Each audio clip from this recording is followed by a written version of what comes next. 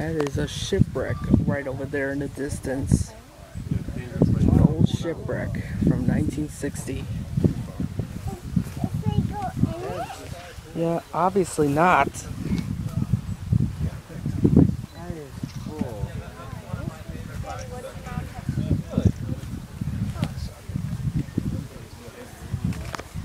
Yeah, Pretty cool, huh, buddy? I'll tell you about it when we walk back. That's where they ran aground. That's been there over 50 years. Does Michigan have ravens? We've been seeing a lot of big black birds. Crows are ravens. Crows. I don't know. You guys been what? Alright guys, this is the Francisco Morazan. The bow is on the left, the stern is on the right. Let me ask you a question. The ship was built in 1922. And we can hike back. It has switched hands about 14 times. It was used in World War II actually. The Axis had it. Then it was bombed actually. Thanks. Or shelled. Similar thing. It got beached.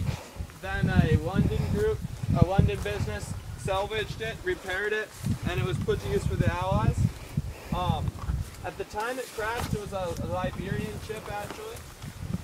What they did is they were tied from Miami, they came up to Miami, they went down Chicago, they picked up a cargo of canned chicken, empty shampoo bottles, and balsa wood toys.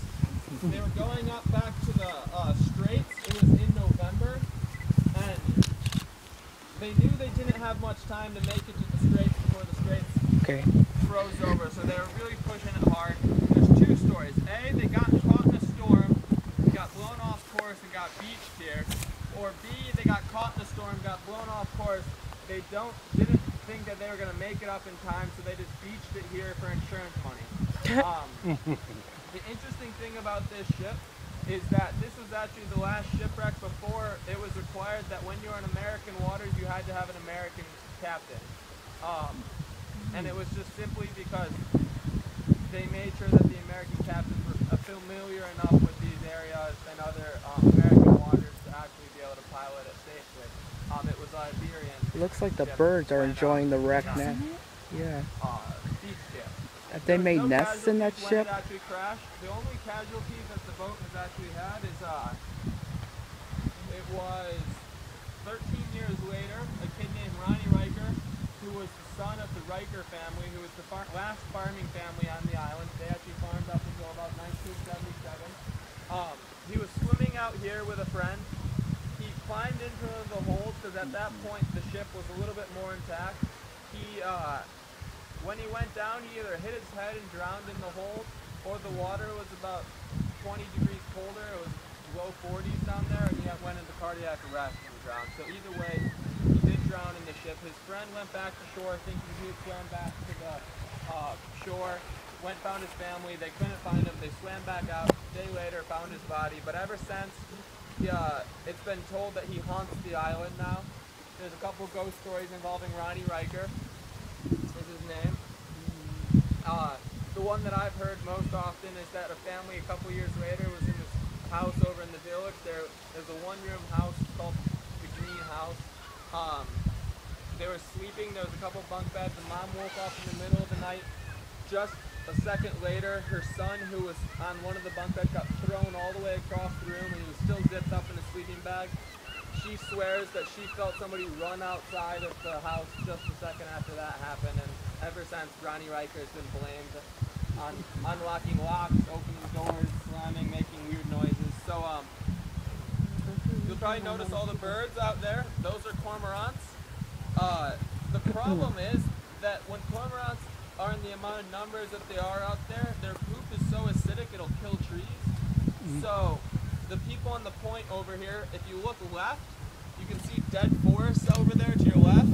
Oh, yeah. Those are from the cormorants. They'll come, and there's just so many of them that any tree that they find to hang out in will be dead in a matter of years. They're worried about the cormorants going over to the cedars actually, because the cedars are very close to this, and that if the cormorants start hanging out where the cedars are, they'll kill the cedars the same that they'd kill any tree. So that's really the only population control of an animal they'll do out here, is they'll occasionally do population control of the cormorants. Alright, so people on the point, if you could kind of rotate, we'll do some we're taking turns going out on the point, taking pictures and stuff. Watch you guys' step out here. There's a couple trees that were cut, but the trunks are still there. When you mentioned, If anybody has any questions, just feel free to ask. yeah, I got a question. Nobody actually has never claimed the Grosvenors. What's this guy doing? They got the salvage rights. It was Mike Grosvenor Sr. It's about they've been doing the ferry for about 4 generations. They were the ones who came out and found all the canned chickens and everything we brought up in Baltimore Village, actually. That's nice.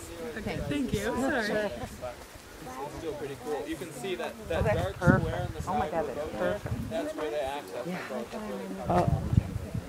The boat actually crashed a ways out. It's only in about 7 feet deep of water. It needed 16 feet deep water to go. Over the years, the wind and ice has pushed it inland.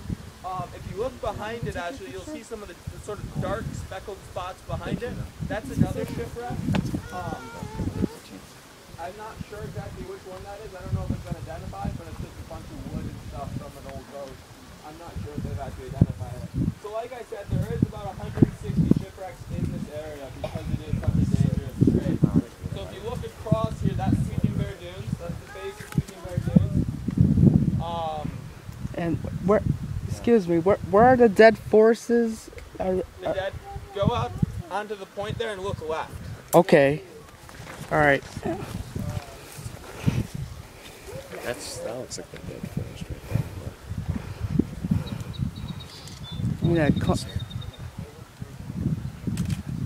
there. That clump of green grass over there. It's a dead forest.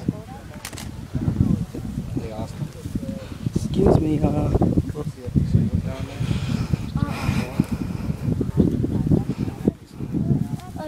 I think I kind of see it.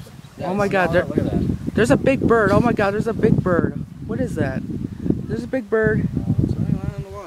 What is that? Oh my God, it's a crane of some sort. Some kind of crane. That's a crane, bro. That's a big guy. That's a crane. Oh, he's landed. He's on the ground. Hey, hi crane. Yes. One of the rooms of the shipwreck just busted straight out. I know, look at that.